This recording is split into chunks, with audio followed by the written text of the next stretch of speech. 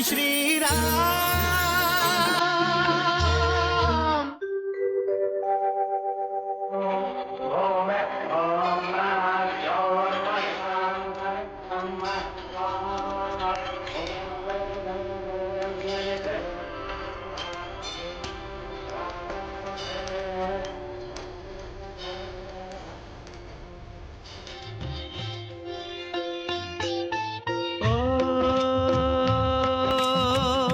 विश्वामित्र राज राजेश्वर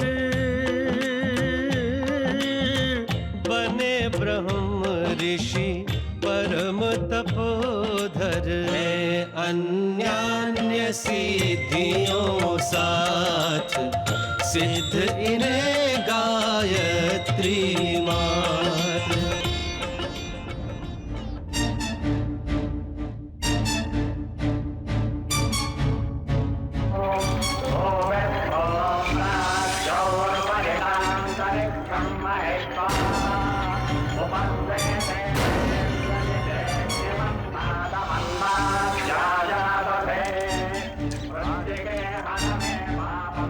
मुझे मंत्रोच्चार सुनाई दे रहा है। मुझे भी सुनाई दे रहा है।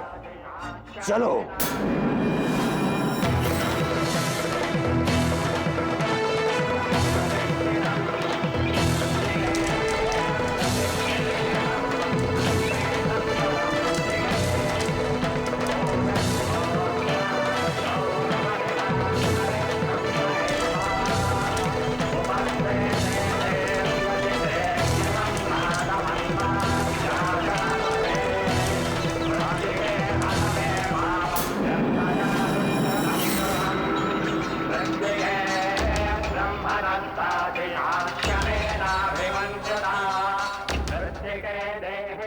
हमारा अनुमान ठीक निकला।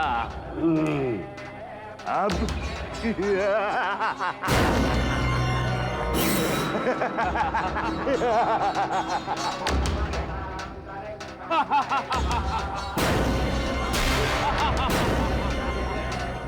प्रणाम महर्षि विश्वामित्र। हमसे छिपकर यज्ञ कर रहे हो? किस लिए? महान अस्त्रास्त्रों की प्राप्ति के लिए। परंतु तुम ये भूल गए, महाराज दशानंद के ये दोनों आज्ञाकारी सेवक तुम्हारा यह यज्ञ कभी सफल नहीं होने देंगे। क्षमा चाहता हूं महर्षि विश्वामित्र। महाअस्त्रों की प्राप्ति के लिए किया गया कोई भी यज्ञ हम सफल नहीं होने देंगे। क्यों सुबाहु?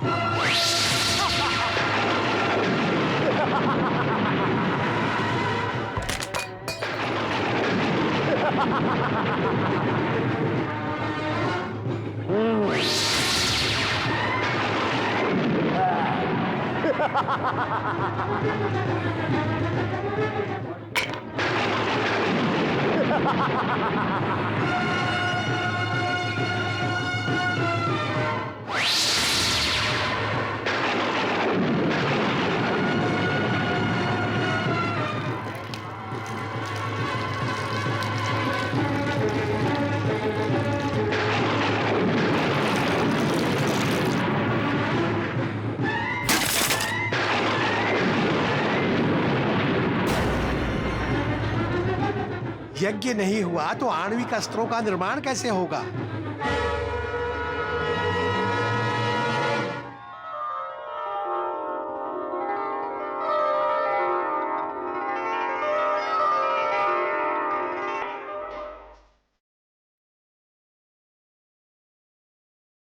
धर्म संत और भूमि की रक्षा जिनके हाथ, उनको अपने अंक में लेकर बैठी मात, लेकर बैठी मात।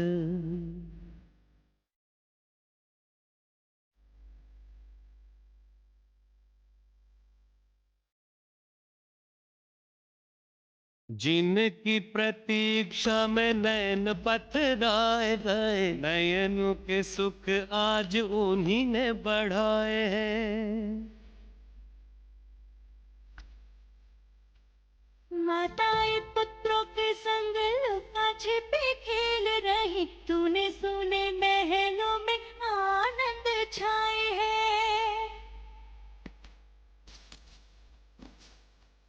महारानी कौशल्या आंखों पे पट्टी बांधे हुए, शेष रूपी लखन को धरने को धाए हैं। दशरथ नंदन तो पकड़ में आए नहीं, महाराजा दशरथ पकड़ में आए हैं।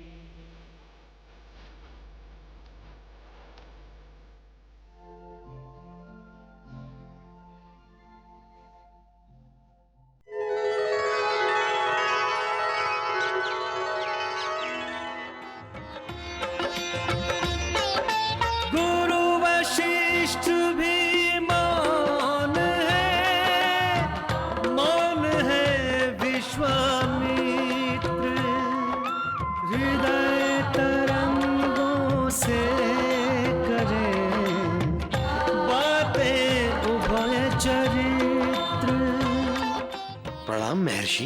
प्रणाम ब्रह्म ऋषि विश्वामित्र। महर्षि, स्वार्थवश पूछ रहा हूं। मैंने आपके आश्रम में एक दिव्य तेज के दर्शन किए थे, वो कौन है? आप जिस तेज पुंज की बात कर रहे हैं वो राम है ब्रह्म ऋषि, अयोध्या नरेश महाराज दशरथ के ज्येष्ठ पुत्र। महर्षि, मेरी तपोभूमि मेरे लिए अर्थहीन हो रही है। ऐसा क्यों है ब्रह्म ऋषि? जिस तपोभूमि में यज्ञ ना हो उसे और क्या कहेंगे? मैं और मेरे साथी ऋषि जब जब यज्ञ करते हैं, सुबाहु और मारीच नाम के राक्षस उसे विध्वंस कर देते हैं।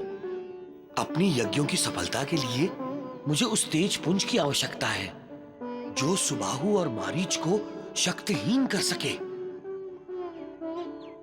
मुझे राम चाहिए महर्षि। वो तो शिक्षा पूर्ण करके अयोध्या लौट चुके हैं।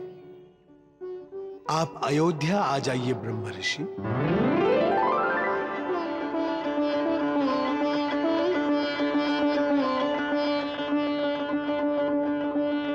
राम,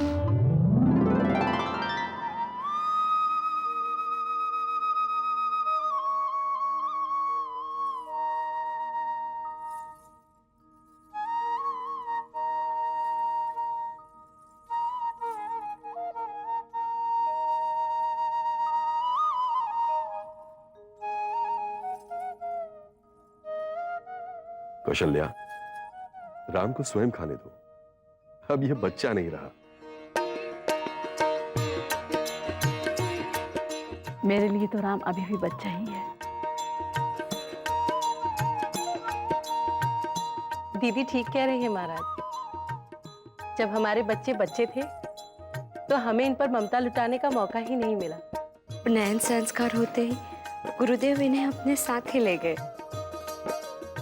अब हम इन पर अपनी सारी ममता लुटाएंगे। लक्ष्मण, तुमने अपना धनुष वहां क्यों रखा है? कहाँ रखा है मैंने अपना धनुष?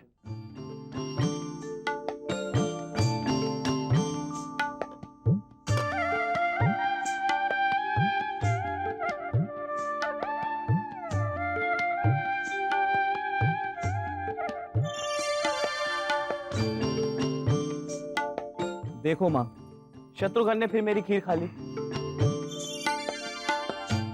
लक्ष्मण, ये लो, ये खीर तुम खा लो।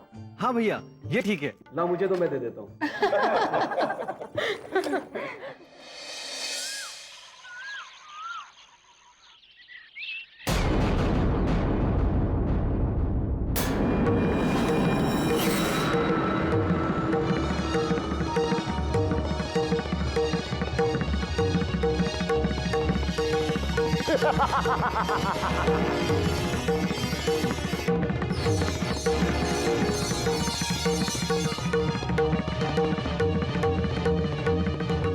प्रणाम महर्षि।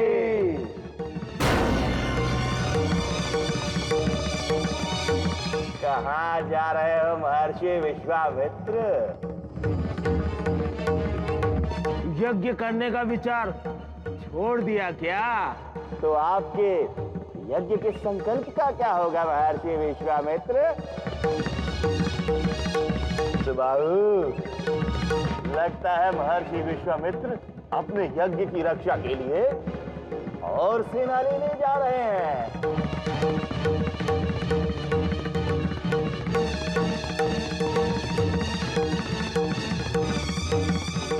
महर्षि, कितनी भी सेना लाइए, किसी भी राजा को लाइए, लेकिन हम आपका यज्ञ सफल नहीं होने देंगे। ईश्वर तुम दोनों को सद्बुद्धि दे।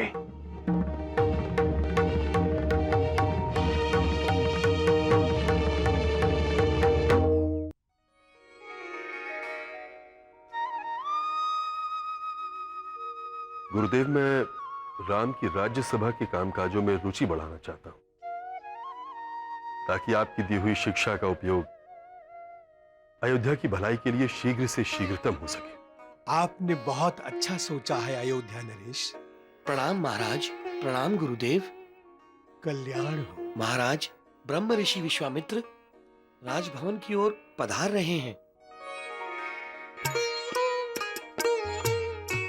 ब्रह्मर्षि विश्वामित्र?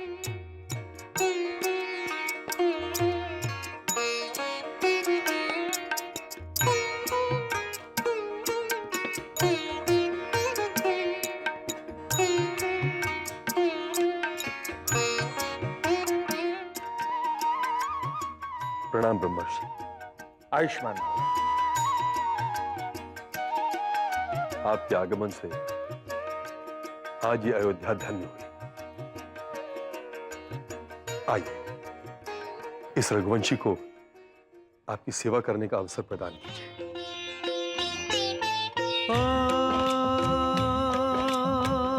विश्वामित्र जी अवध पधारे,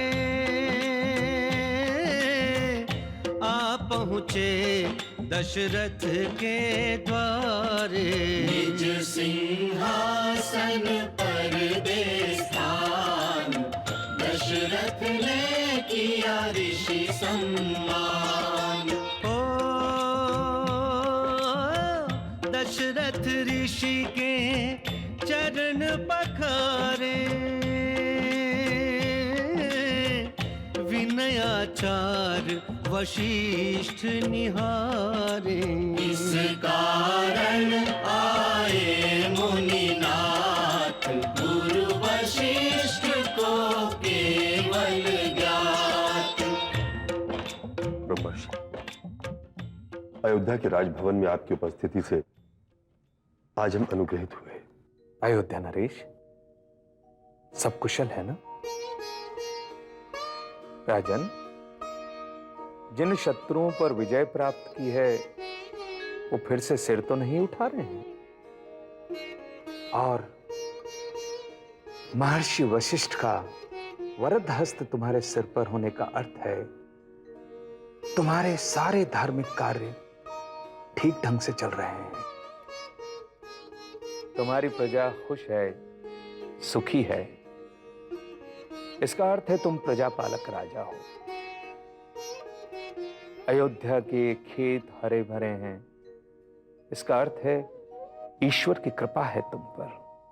राजन, तुम्हें किसी के भी, इस विश्वामित्र के भी अनुग्रह की आवश्यकता नहीं है, किंतु तुम्हारे अनुग्रह की आवश्यकता हर किसी को है, इस विश्वामित्र को भी। आप मुझे लज्जित कर रहे हैं ब्रह्मर्षि। आप हमारे पूज्य हैं। आप केवल आज्ञा दीजिए। आपके मुखारविंद से जो भी शब्द निकलेगा उसे पूरा करना मेरा धर्म होगा। सोच लो राजन। इसमें सोचना कैसा ब्रह्मर्षि? यह रघुवंशी दशरथ का वचन है। और रघुवंशी अपने वचन को अपने प्राणों से भी अधिक महत्व देते हैं। इसीलिए तो मैं तुम्हारे पास आया हूं राजन। तो फिर आज्ञा दीजिए महर्षि, मैं आपकी क्या सेवा करूं? अयोध्या आने का आपका क्या प्रयोजन है? भूमि, गोधन, हीरे, माणिक, मोती, सोना, चांदी। महर्षि, यदि आपको अयोध्या का संपूर्ण राज्य चाहिए तो मैं सहर्ष वो भी आपके चरणों में समर्पित करने के लिए तैयार हूं। नहीं राजन, मुझे अयोध्या का राज्य नहीं चाहिए, मुझे अयोध्या का राजपुत्र राम चाहिए।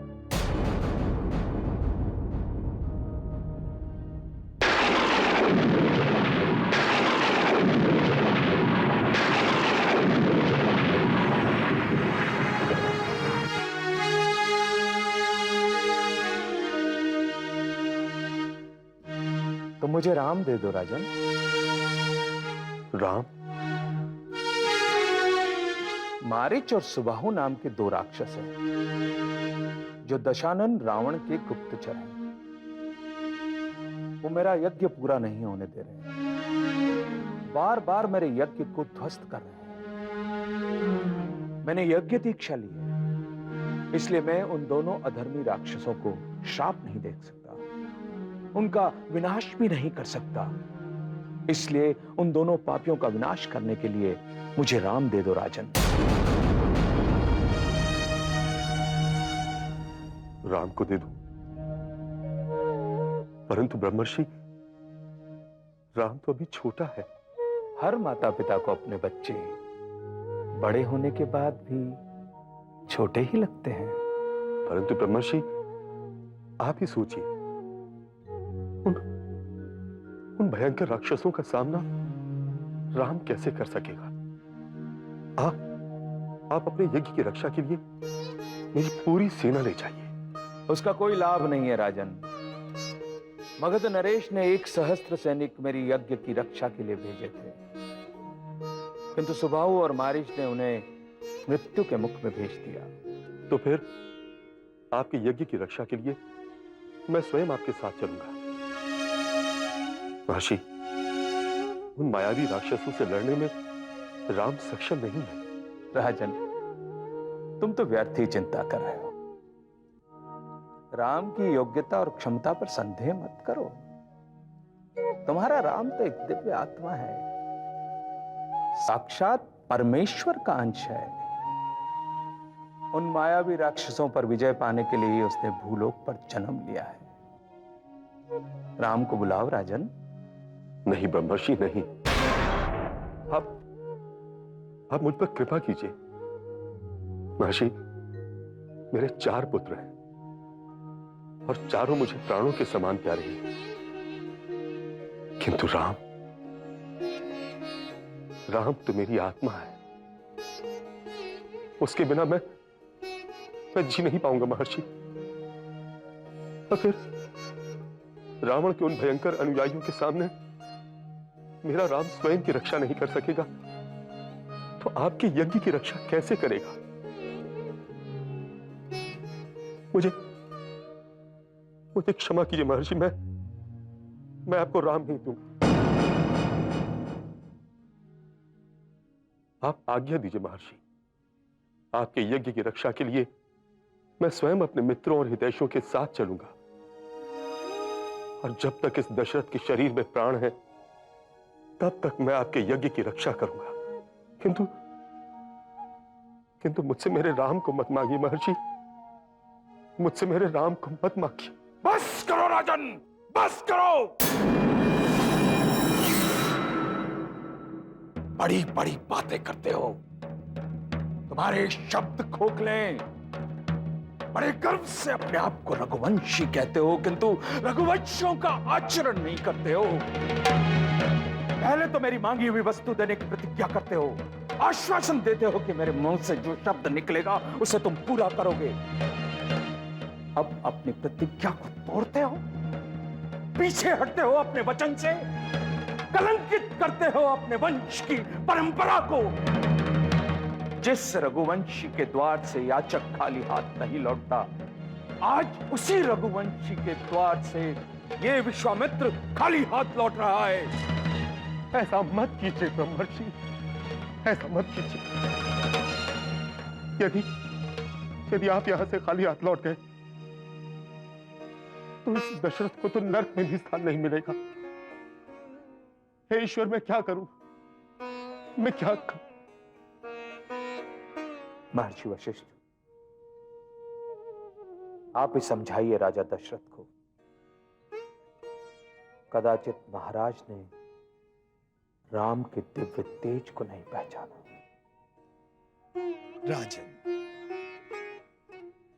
सारी चिंताओं का त्याग करके ब्रह्म ऋषि विश्वामित्र को समझने का प्रयास करें।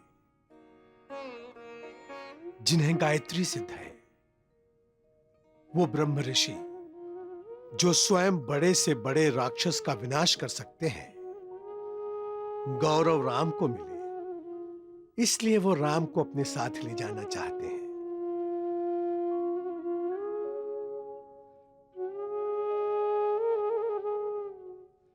राजन, महर्षि विश्वामित्र स्वयं एक महान वैज्ञानिक हैं। इन्हें महाअस्त्रों का ज्ञान है। इनके पास आणविक अस्त्र भी है।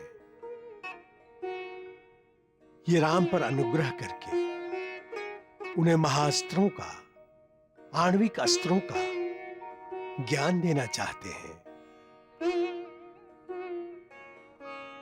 मारीच और सुबाहु को मारना तो मात्र एक बहाना है और ये कार्य गुप्त रूप से होना चाहिए। राजन, भविष्य में राम के हाथों कोई महान कार्य संपन्न होने वाला है, ये सोचकर राम को महर्षि के साथ भेज दो। तुम ये समझ लो कि राम उच्च शिक्षा ग्रहण करने के लिए महर्षि के गुरुकुल जा रहा है। राजन, जैसे बच्चा मां के गर्भ में सुरक्षित रहता है, वैसे ही राम ब्रह्म ऋषि की छत्र छाया में सुरक्षित रहेगा।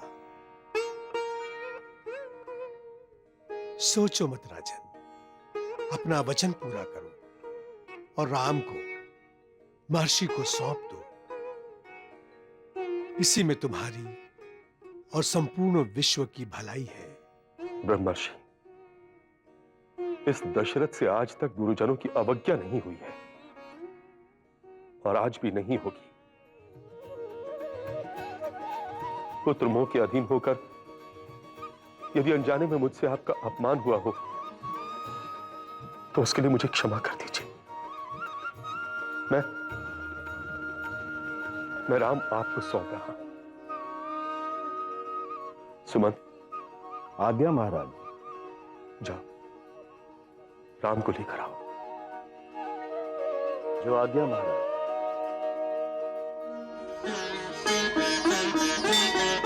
जय श्री